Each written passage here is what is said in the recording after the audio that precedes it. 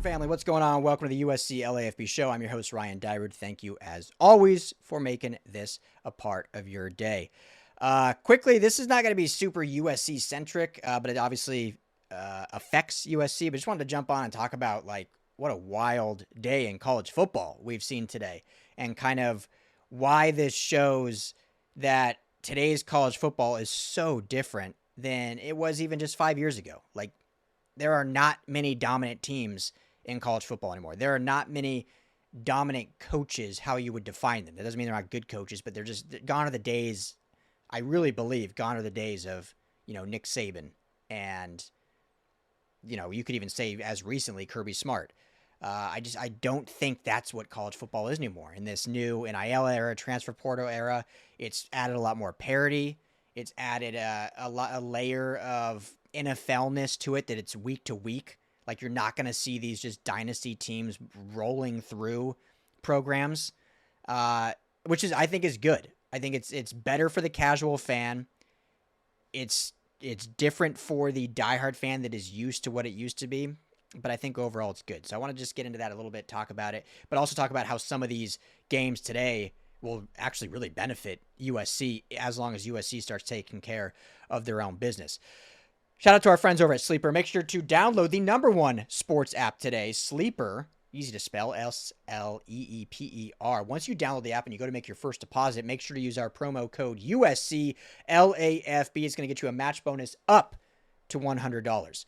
You can put in 10 if you want, and you get $10 match free to play with. And you might be asking, well, what am I going to put money into a fantasy long app? Which, hey, it's great for season-long fantasy. I'm in 3 leagues on there. It's fantastic. But they've got daily fantasy, the daily pick'em. Pick 2 to 8 players and just choose more or less and win some real money. You can do it on the Dodgers right now. Tough start as of this recording, down 3-0 in the bottom of the third. Don't like seeing that. Hopefully Shohei gets on track here. But obviously on the USC game, UCLA, more or less, Maava, more or less passing yards, more or less receiving yards for Mekhi Lemon. Super easy. But yeah, use that promo code USC LAFB. Shout out Sleeper. So, some craziness, right? Penn State, frauds as usual. No surprise. They go to a hapless Rose Bowl, an 0-4 UCLA team that just fired their offensive coordinator, promoted Jerry Neuheisel to call plays 2 days ago, 3 days, whatever, this week. They put up 42 points on Penn State and win by 5. Penn State had a blocked punt. If not for that, it would have been double digits. And Penn State was a 25.5 point favorite, and lose this game to an 0-4 doormat UCLA team. So I think this is good for 2 things. And there's a lot to take away from this. For USC, that is. One, as much as USC fans hate UCLA, as you should, it's one of the greatest rivalries, I think, in all of college football. Does not get the credit it deserves. But the rivalry is not as good if UCLA is terrible, which they're still going to be. This was a great win for them. I don't think this all of a sudden means they're going to, win out. I think this says more about Penn State than UCLA. Give credit to UCLA, but this is a good sign, right? You don't want that game against UCLA just to be, as much as USC wants it to be, a bludgeoning, and that's still good. You still want there to be some level of competition coming into the game. It just makes the rivalry not as good, right? And I've talked to tons of USC players. Remember my good friend Frosty Rucker always saying my second favorite team is UCLA. You want them to be good when we play you. So I think that was good. And just for the city of LA, right? It's kind of LA versus the Big Ten. So in that little instance, I think USC and UCLA fans can agree on that. That's all. That's all they need to agree on. So I think that's a good thing for the little brother across town to get the win. So hats off to them. Hats off to Tim Skipper, their interim. Hats off to Jerry Neuheisel, who's a UCLA legacy, son of Rick Neuheisel, and called a fantastic game. 42 points. Team's averaging 14.3 points a game. They put 42 up on Penn State. Fantastic. Number 2, there are not many college football teams, and let's just say this year. I don't want to generalize over the next 5 years, but let's just say this year. There are not many teams that play good on the road. Like, that's been USC Achilles heel in the Lincoln Riley era is road games, right? We don't need to belabor it. Last year, we know about it. Only road win was at the Rose Bowl. Every other road game lost. This year, you beat Purdue, kind of get some demons away, but then obviously lost to Illinois on the road. And that has to change. So I'm not even making this about USC, but when you look at the landscape of college football, really open your eyes. Look around. Don't just sit in this one little sphere of LA and USC. Like, there are not many good road teams in college football. I mean, it's hard to play on the road, obviously. But for whatever reason, just even when it's not like a difficult environment, like the Rose Bowl today was not a challenging environment. 71 degrees, beautiful. You know, I think more fans were there than many expected, but it wasn't like a raucous environment. It wasn't like Penn State was in their own whiteout playing against like that as a road test. So there's just not many good college teams that play on the road. Now, you know, there have been some wins, obviously. Georgia won at Tennessee. Then they lose at home to Alabama, won at Georgia. Oregon won at Penn State. You know, we'll see if Penn State means anything now. So I'm not saying there's none, but if you look around the league, it's a lot less consistent than just USC being bad on the road. Now, USC specifically last year was horrific on the road. So let's not make any ifs, buts, ands, or whatever about it. Like, they were horrific on the road, right? They lost every game on the road.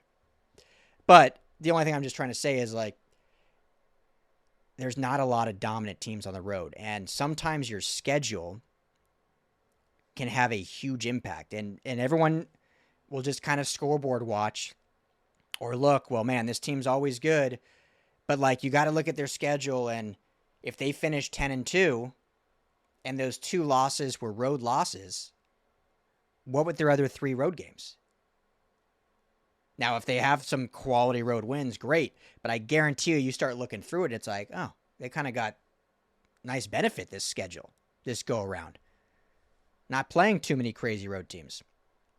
Texas today, number 9 team, in the swamp at Florida, loses to a 1-3 Billy Napier. Basically, he won't be back unless they just go on a run here and win out. They lose. Texas. Now, I thought Texas was a fraud. We don't do this show nationally, obviously. But I've kind of thought Texas has been a fraud anyway. I mean, what team has their schedule through 4 games? They hadn't won a Power 4 team yet because they've only played a group of 5 teams, basically. Or they lost to Ohio State. So yeah, they were on the road, lost to Ohio State.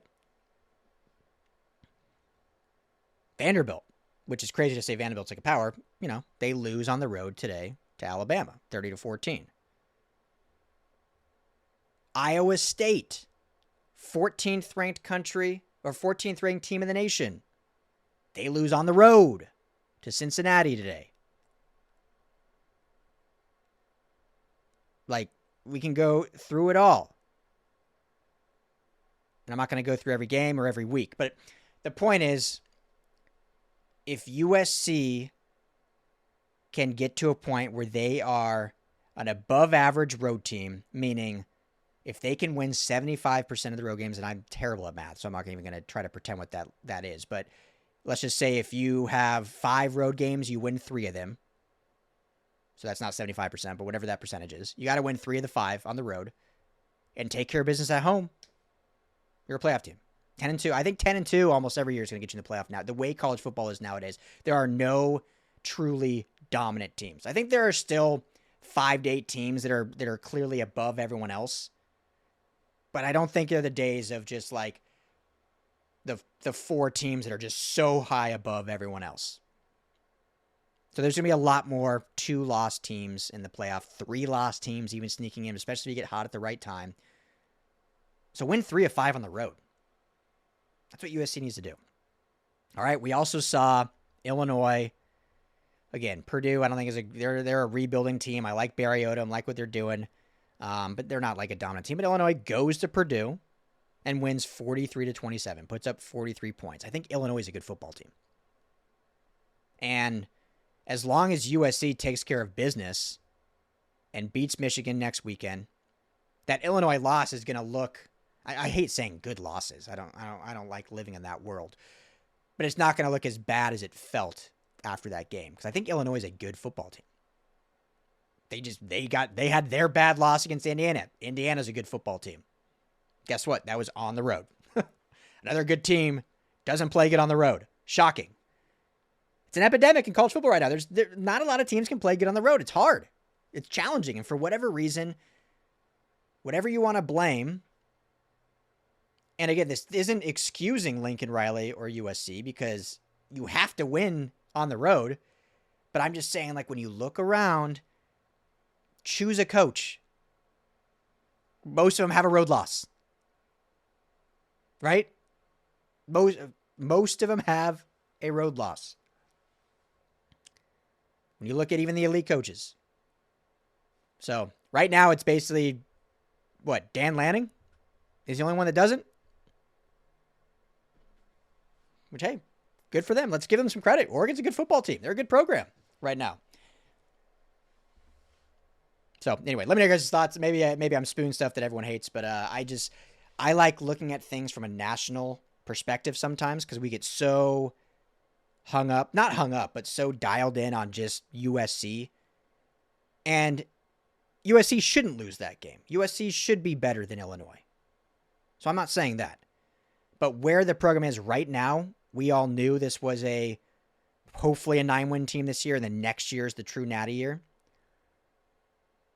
When you compare what they are to the rest of college football, I don't think they're like this categorically off program. So let's see how they respond. I've said it 100 times, so I'm not going to keep saying it. Let's see how Danton Lynn responds. I don't know how crazy how many people are out on Danton Lynn after, kind of a rough start to this season. Jim Knowles left Ohio State after natty to be the highest paid defensive coordinator at Penn State. They just gave up 42 points to UCLA, a team that was averaging 14 points a game. Fire Jim Knowles? It's a week-to-week league now. It's different. It's like the NFL. It's a week-to-week league. Jim Harbaugh. Colin Cowherd just called him the greatest coach in all of football because he's won at every level. He's built programs in college, won a natty in college, been to the Super Bowl. In the NFL, they go on the road, lose to rookie quarterback Jackson Dart, have a ton of penalties. Jim Harbaugh doesn't know how to coach now? Okay, so I know I'm not at all, this is nothing even to do to Lincoln Riley. So I'm not even, many people will say, oh, you're just defending. I'm just comparatively to the peers around the league. So you got to look at that sometimes. Anyway, so let me know your guys' thoughts. Just want to get on here a little bit, talk a little national. I think it was a wild day when you see both Texas and Penn State lose to not good teams this year. 0-4 and 1-3. That's a big day. Ohio State, USC by default may jump into the top 25 on a bye. They won't, but they could. With all these top teams losing, sitting at 3-1, Illinois wins big. Maybe they jump in at 25. I doubt it, and I'm not saying they deserve to, but, with how these AP voters vote, maybe they thought they won. Maybe they thought they got a win. Who knows? Or sitting at 4-1, excuse me. So, but that'll do it. So thank you all. Remember, did I say it on my last video? Maybe I haven't. Yeah, if I'm repeating myself, I apologize. But new schedule. Mondays, we're adding an additional call-in show. Mondays at 7, myself and Tim. Wednesdays at 7, Tim and the Madman. 2 call-in shows. I'm going live midday, Tuesdays and Thursdays. Noon, we'll be live on here, the USC LAFB channel. Tuesdays, Thursdays. Fridays, we'll have a preview show up for the coming game every week. We'll be live on Saturdays for away games. After the game, we'll be live Sundays for home games, just because we're all at the stadium. So 7 days of programming here at the LAFB Network for you USC Trojans fans. That's the goal. That's been my dream since the beginning.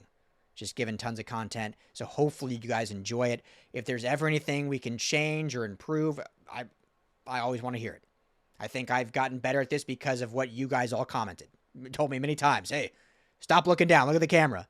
Different things I've tried to evolve in. So I really do take seriously whatever you guys give us and tell us and criticize. So please, if you have any advice, great. I really appreciate all the positive vibes and stuff we get as well. So everyone enjoy the rest of your Saturday. Hope the Dodgers turn it around here, can steal game 1 in Philadelphia, and we'll be back tomorrow. Or maybe tomorrow will be, I don't know. We'll be back soon with plenty more USC Trojans talk here on the LAFB Network. As always, fight on.